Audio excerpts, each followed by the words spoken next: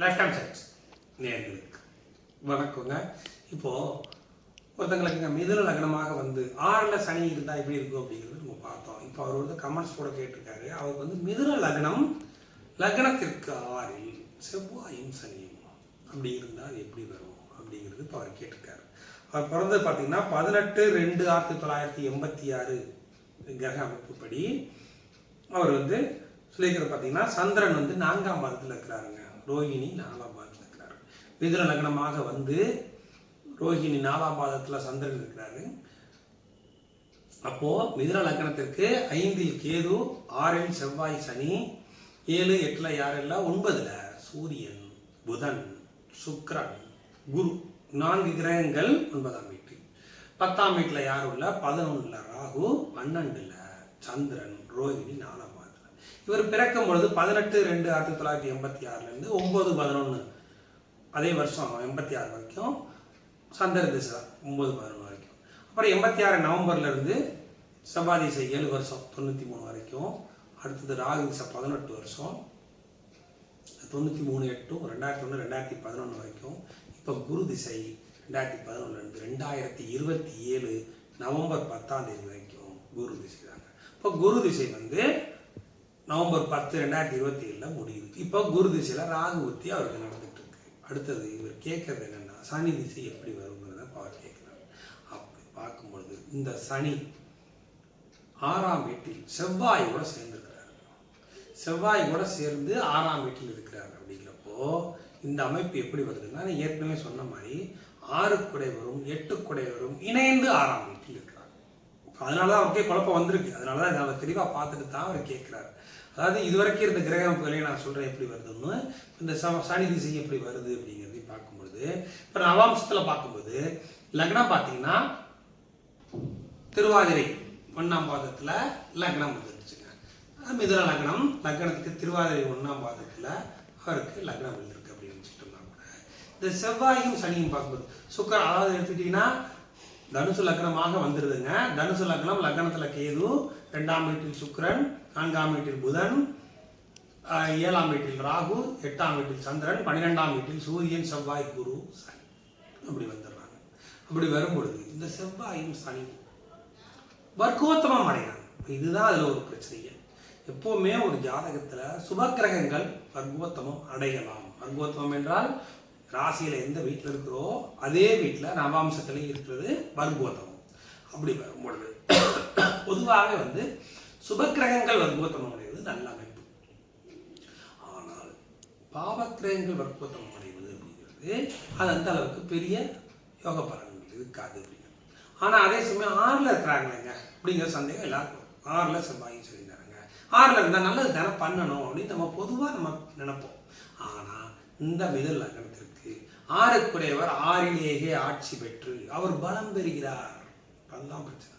அவர் பலம் பெற்று அவர் கூட போய் சனி சேர்ந்தா சனிக்கு 3 7 10 பார்வை வந்துவிடும். அப்படி வரும்பொழுது அவர் 3ஆம் பார்வையாக 8ஆம் வீட்டை பார்த்து விடுகிறாரே. இப்போ அதுதானே அதில் வந்து சிக்கலாக வருது. 8ஆம் வீட்டை பார்க்கிறார். அதுக்கு அடுத்தபடியாக 12ஆம் வீட்டை பார்க்கிறார். 3ஆம் வீட்டை சனி பார்க்கிறார். செவ்வாயை பொறுத்த மட்டும் 4 7 8 பார்வையாக பார்க்கும்பொழுது 4ஆம் பார்வையாக குருவை பார்த்து விடுகிறார். இந்த லக்னத்தில் இந்த ஜாதகத்தில் ஒரு அமைப்பு என்னன்னு கேட்டிங்கன்னா நான் ஏற்கனவே சொன்ன மாதிரி சந்திரன், செவ்வாய், குரு அவங்களுக்குள்ள பார்த்துக்கிறது நல்ல யோக அமைப்புங்க. எப்போவுமே பண வரவு அதில் எந்த பிரச்சனையுமே அந்த ஜாதகருக்கு வராது. ஏன் அப்படின்னு கேட்டிங்கன்னா சந்திரன் மிதுன லக்னத்திற்கு சந்திரன், செவ்வாய், குரு அவங்களுக்குள்ள பார்த்துக்கிட்டாலே ஒரு நல்ல அமைப்பு தாங்க. உங்களுக்கு எப்போவுமே பொருளாதாரத்தில் பிரச்சனைகள் அவ்வளவா வராது. ஏன்னு கேட்டிங்கன்னா இவங்க 3 பேருடைய இணைவு அப்படின்னு வரும்போது லக்னத்திற்கு 2ஆம் தேதி 2க்கு 9 10 குடையவராக செவ்வாய் குருவும் வந்து அவர்களுக்குள் பார்த்துக் கொள்வது எப்படி அப்படின்னா செவ்வாய் 6ல் இருந்து 4ஆம் பார்வையாக குருவை பார்த்து விடுகிறார். 9ல் இருக்கும் குருவை பார்க்கிறார். அதுக்கு அடுத்தபடியாக 12ல் இருக்கும் சந்திரனையும் பார்த்து விடுகிறார். அந்த சந்திரனும் செவ்வாயை 7ஆம் பார்வையாக பார்த்து விடுகிறார். அப்போ சந்திரன், செவ்வாய், குரு அவங்களுக்குள்ள பார்த்துக்கிறாங்க அப்படின்னு வரும்பொழுது இவங்களுக்கு பொருளாதாரம் சம்பந்தப்பட்டது சொத்துக்கள் சம்பந்தப்பட்ட பெரிய பிரச்சனைகள் இருக்காது. இப்போ இது வரைக்கும் இருந்ததை விட இப்போ அவர் கேட்கறது சனி திசை எப்படி வரும் அப்படின்னு பார்க்கும்போது தான் நம்ம பார்க்க போகிறோம். அப்படி வரும்பொழுது இவர் 8ஆம் வீட்டை பார்க்கிறார். வர்க்கோத்தமம் பெற்று பார்க்கிறார். இதுதான் இதில் பிரச்சனையே. இப்போ இதில் என்ன அதிகமான தொந்தரவுகள் வரும் அப்படின்னா சனி திசை சுய புத்திங்க. சனி திசை சுய புத்தி வரும் பொழுது அவங்க உடம்பு சம்மந்தப்பட்ட வகையிலாம் பொதுவாகவே வந்து அவங்க ஒரு சுதாரிப்பாக தான் நம்ம இருந்துக்கணும். ஏன்னா போக்குவரத்து எல்லாத்துலேயுமே வந்து சனி திசையில் சுய புத்தி வரும் பொழுது அவர் அஷ்டம வீட்டை பார்ப்பதால் சொல்கிறாங்க. நேரம் இல்லை, அந்த நேரம் மட்டும் அவங்க பரிகாரம் பண்ணிக்கிறது ரொம்ப நல்ல பலன்.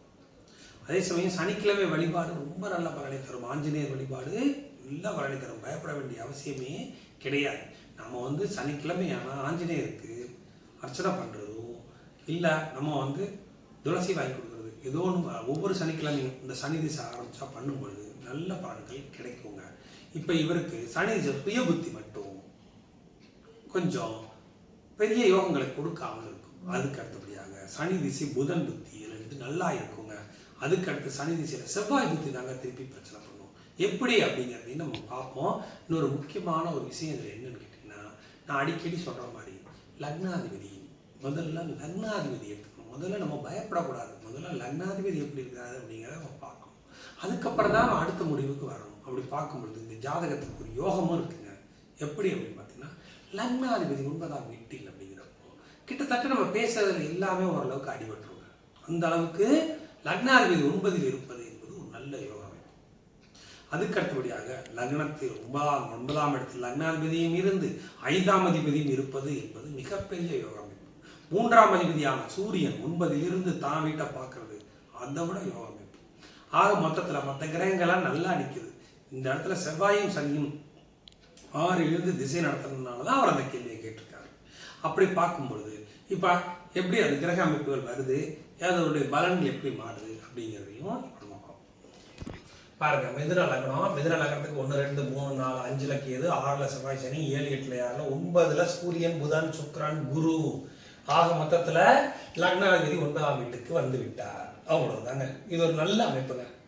இந்த லக்னாதிபதி 9ஆம் வீட்டில் அடிக்கடி சொல்கிறேன், லக்னாதிபதி லக்னத்தில் இருக்கிறது 9, 5ல் இருக்கிறது, 9ல் இருக்கிறது, அதுவும் 9ல் இருப்பது என்பது மிகப்பெரிய பாக்கியஸ்தானத்தில் லக்னாதிபதி என்பது ஒரு நல்ல அமைப்பு. அப்படிங்கிறப்போ இவருக்கு பிறக்கும் பொழுது சந்திர திசை 1 வருஷம், அதுக்கு அடுத்தது செவ்வாய் திசை 7 வருஷம், சின்ன வயசுலேயே அவருக்கு வந்துருச்சு. அந்த 7 வருஷமுமே இவருக்கு உடம்பு சம்பந்தப்பட்ட பாதிப்புகளை அதிகமாக கொடுக்கும். ஆனாலும் லக்னாதிபதி 9 இருப்பதால் பெரிய பாதிப்புகள் இல்லாமல் படிக்கும். வேற ஒன்றும் கிடையாது. இப்படிதான் நம்ம கணக்கு வரும். இந்த இடத்துல லக்னாதிபதியும் 9ல் இல்லை அப்படின்னா தான் நம்ம ரொம்ப யோசிக்கணும்.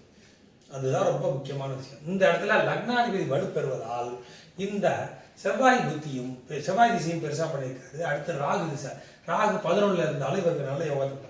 அடுத்து குரு திசை சொல்ல வேண்டியதெல்லாம் 9ல் குரு இருப்பது நல்ல அமைப்பு. அதுக்கு அடுத்து இப்போ சனி திசை. இந்த சனி திசையில சுய புத்தி வரும்பொழுது சனி 3ஆம் பாவமாக 8ஆம் வீட்டை பார்க்கிறார். அப்படிங்கிறப்போ இந்த சனி 3ஆம் பாவமாக 8ஆம் வீட்டை பார்க்கும் பொழுது சந்திரனுடைய பார்வை செவ்வாய்க்கும் சனிக்கும் இருந்தாலும் சந்திரன் பார்வை செவ்வாய்க்கு ஒத்துழைக்கும். ஆக மொத்தத்தில் இவருக்கு செவ்வாய் திசையில அதைத்தான் சொன்னேன், செவ்வாய் திசை அந்த அளவுக்கு கெடுதல்களை கொடுக்காம சனி திசையில சுய புத்தியும் சனி திசையில செவ்வாய் புத்தியும் தான் இவருக்கு போக்குவரத்து இதெல்லாம் கொஞ்சம் கேர்ஃபுல்லாக இருந்துக்கணும். பொருளாதாரத்தை பொறுத்த மட்டுமே சில பிரச்சனைகளை கொண்டு வரும். இது மற்றபடி மற்ற கிரக அமைப்புக்கும் மற்ற திசைகள்லாம் பெரிய பிரச்சனைகள் கிடையாது. இந்த சனி திசையில மட்டும்தான் அவருக்கு 3ஆம் பார்வை பார்க்கறதுனால அது பாதிப்புகள் இருக்கும். இருந்தாலும் அவருடைய 9ஆம் வீடு சுபத்துவம் அடைந்ததுனால இந்த சனி பார்க்கறதுனால பெரிய கெடுதல்கள் இருக்காது. ஆனாலும் சனி திசை சுய புத்தி பெரிய யோக அமைப்புகள் இருக்காது. அப்படி வந்துடும். அப்படி வரும்பொழுது பார்த்தீங்கன்னா இந்த புதன் சுக்கிரன், புதனும் சுக்கிரனும் 5, 1, 5 சேர்ந்து 9ல் இருப்பது ஒரு மிகப்பெரிய யோக அமைப்பு. அதுக்கு அடுத்தபடியாக பார்க்கும்போது சூரியன் சொந்த வீட்டை பார்க்கிறார், அதாவது 3ஆம் வீட்டை பார்க்கிறார். இங்க யார் அதிகமான சுபத்துவத்தில் இருக்கிறாங்க? சூரியன். அதாவது 3 பலமா இருக்காரு. இவருடைய சுய முயற்சியில் எடுத்து வரக்கூடிய எல்லா விஷயங்களுமே நல்லா சக்சஸ் ஆகக்கூடியது. இருந்தாலும் இப்ப சனி திசை சுய புத்தி வரும்போது மட்டும் இவருக்கு இது வரைக்கும் பண்ணிட்டு இருந்ததுல பெரிய லாபங்கள் பெரிய இதெல்லாம் இல்லாம சுமாராக தான் இருக்கும் சனி திசை சுய புத்தி. அதுக்கப்புறம் வர சனி திசை புதன் புத்தி நல்லா தாங்க இருக்கும், ஏன்னா 9ல் இருக்காரு. அதுக்கு அடுத்தது சனி திசை கேது புத்தி, அதுக்கு அடுத்தது சுக்கிர புத்தி. சனி திசை சுக்கிர புத்தியும் நல்லா தான் இருக்கும். சூரிய புத்தியும் கெடுக்காது, ஏன்னா அவர் தான் ரொம்ப டாப்ல இருக்கிறார். அதுக்கு அடுத்தது சந்திர புத்தி, அதுக்கு அடுத்து வர செவ்வாய் புத்தி வரும் பொழுது 6, 8 சேர்ந்து 6ல் இருக்கும் பொழுது இவருக்கு அதாவது பெரிய அந்த அந்த திசை புத்திகள் மட்டும் கொஞ்சம் ட்ரபிளாக இருக்கும். ஆனால் இந்த ஜாதகத்தை பொறுத்த மட்டும் யோக ஜாதகம் தான். எப்படி அப்படின்னு பார்த்தீங்கன்னா, ஆனால் ஏற்கனவே சொன்ன மாதிரி லக்னாதிபதி 9 இருக்கும் பொழுது இவருக்கு பெரிய பாதிப்புகளை அது கொடுக்காது அப்படிங்கிறது தான். ஆனால் இங்கே என்னன்னா செவ்வாயும் சனியும் வர்க்கோத்தரம் பண்ணுங்க பாருங்க. லக்னத்தில் கேது இப்போ எந்தெந்த சாரத்தில் வர்றாங்க பாருங்க. லக்னம் வந்து திருவாதிரை 4ஆம் பாதத்தில் இருந்துச்சுங்களா. அதுக்கு அடுத்தபடியாக லக்னத்துக்கு அடுத்து கேது எடுத்துக்கிட்டிங்கன்னா இங்கே இருக்கிறாரு பாருங்க. அப்போ இவரும் ராகுவோட சுவாதி நட்சத்திரம் 1ஆம் பாதத்தில் வந்துடுறாரு. அதுக்கு அடுத்தபடியாக பார்த்தீங்கன்னா செவ்வாயும் சனியும் பாருங்க ஒரே வீட்டில் இருப்பாங்க. ஒரே வீட்டில் இருந்தால் என்ன கணக்கு இந்த இடத்துல வரும்? அவங்க வந்து அனுசம் 4ஆம் பாதத்திலேயே அவர் வந்து கமர்ஷியல் என்ன சொல்லியிருந்தாருன்னா 2ஆம் பாதத்தில் ஒரு கிரகமா சனி 4ஆம் பாதத்தில் வரும். அப்படி இல்லை, 2 பேருமே ஒரே பாதத்தில் தான் இருக்காங்க. செவ்வாயும் சனியும் ஒரே பாதத்தில் தான் இருக்காங்க. எங்க அனுசம் 4ஆம் பாதத்திலேயே 2 பேருமே சேர்ந்துருக்காங்க. அப்படிங்கிறப்ப அவர் யோசிக்கிறார் ரொம்ப வந்து கெடுபலங்கள் வருமா அப்படின்னு. லக்னாதிபதியின் வலுவை பொறுத்து தான் எதுவும் நடக்குங்கிறத அப்போ நான் முடிவாக சொல்ல வருது. லக்னாதிபதி வலுவாக இருக்கிறதுனால சூரியனோட சேர்ந்தாலும் அவர் சுபக்கிரகங்கள் 2 பேரோட சேர்ந்திருக்காரு. அப்படிங்கிறப்போ கெடுபலன்கள் பெரிய அளவில் இருக்காது. சனி திசை சுய புத்தியும் செவ்வாய் புத்தியும் மட்டும்தான் யோக அமைப்புகள் குறையும். மற்றபடி பார்த்தீங்கன்னா இவருக்கு பெரிய கெடுதல்களை அந்த கிரக அமைப்புகள் கொடுக்காது அப்படிங்கிறது தான். உங்களுக்கு வந்து டவுட்ஸ்னாலும் காமெண்ட் சொல்லுங்கள்.